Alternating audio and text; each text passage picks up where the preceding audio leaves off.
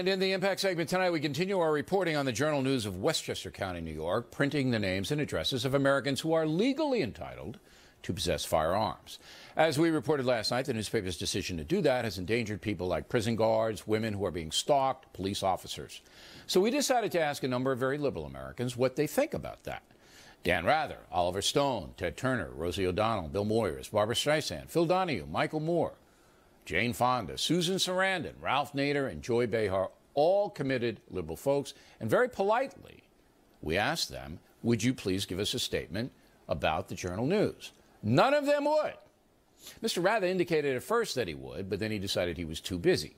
Doing what? We're not sure. Clearly, the gun issue is way too intense for some. And joining us now from Los Angeles, Leslie Marshall, in for Alan Colmes this evening. Here in the studio, Monica Crowley. So I thought some of these people would respond. I mean, if they really believe that the newspaper is doing the right thing and gun control is paramount, a very important issue of the day, and certainly all of the aforementioned have bloviated almost beyond belief, why wouldn't they step up? We didn't ask them to be sitting where you're sitting, which is frightening, isn't it, Monica? It's very scary. Right. We didn't ask them to do that, all right? Right. We just said, give us a paper statement. Just tell us how you feel. I'm too busy to do that. And not only are all of them committed liberals and very outspoken, but Yes. most of them have been on the record in the past, and even most recently after the Newtown shooting, being on the record as supporting stricter gun control laws. I mean, Ralph So the Nader. idea that they wouldn't respond to this is quite surprising. Ralph Nader will come to your house if you ask him to. Yes, He will. He will come if you to give him a snack. to the opening of an envelope. Yeah, if he you will give him, come. if you're out in Cody, Wyoming, and you promise Ralph Nader a snack, he'll come. The only, But he wouldn't give us a only statement. explanation that I could venture to guess here is a couple of things. First, I really think they fear this program. I don't think they want the exposure on this program. They already Even got on an it, issue that they feel passionate about. They already got it, but in a bad way. But secondly, I think they fear some hypocrisy being exposed. Let's say some of these people who have railed against the gun, the Second Amendment, and ownership of guns, let's say some of them actually own guns. Do they want that exposed? By, Yeah, I say, a wouldn't be surprised if Ted conservative Turner has a bazooka on his big ranch. Or if they have security and bodyguards who are armed Absolutely. as well. And you know Barbara Streisand, you go on her property and, you know, you're going to get an Exocet missile right between the eyes. All right, Leslie, so why do you think that none of them would give you, would give us, and you by extension, a statement? Well, notice I'm sitting way over here in Los Angeles, although I have sat in the same room with you. Hey, listen, they're not only afraid to go on the show and your show and be associated with Fox, they're afraid of you, Bill, most definitely. I don't think they need to give a statement because what the paper did doesn't change where they stand, especially Michael Moore as an but there's the example. personal safety. Wait, Leslie. There's the personal safety issue, which is what we asked them about, not the gun control issue. That's not the story here. The story is that this newspaper chose to print and invade the privacy of people who are doing nothing wrong, who are legally in possession of firearms. And now some of those people, as you heard on Fox News, Jeanine Pirro is a former judge in Westchester County, feel they're in danger. And a woman who was being stalked is now being stalked again, according to authorities in Putnam County. So, logically, you would then go to these people who would support the newspaper's action. We don't know if they do or not because they won't tell us, and ask them.